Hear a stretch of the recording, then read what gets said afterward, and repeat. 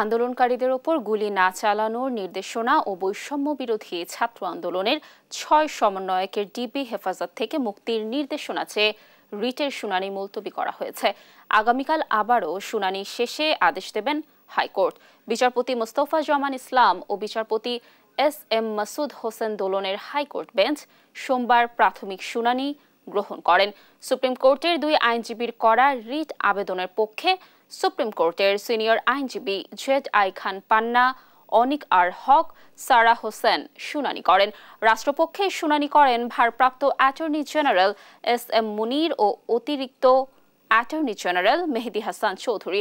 এ সময় আদালত ও বৈষম্য বিরোধী ছাত্র আন্দোলনের 6 জন সমন্বয়কের ডিবি হেফাজতে রাখার সমালোচনা করে বলেন, ডিবি অফিসে যাকে তাকে ধরে নিয়ে যাবেন, তারপর খাবার টেবিলে বসাবেন, এভাবে জাতির সঙ্গে মশকরা করবেন না।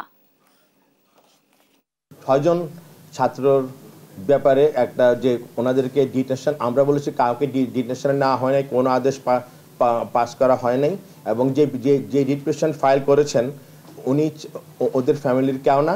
এখানে দেখা যাচ্ছে একজন যে আইনজীবী ফাইল করেছেন উনি আবার একটা গণতন্ত্র কমিশন হয়েছে আজকে এইসব ঘটনার ব্যাপারে তদন্ত করতে, উনি আবার এটা মেম্বারও। সুতরাং ওনার লুকাস স্ট্যান্ডার্ড নাই এবং এই ডিটেনশন মেনটেনেবল না।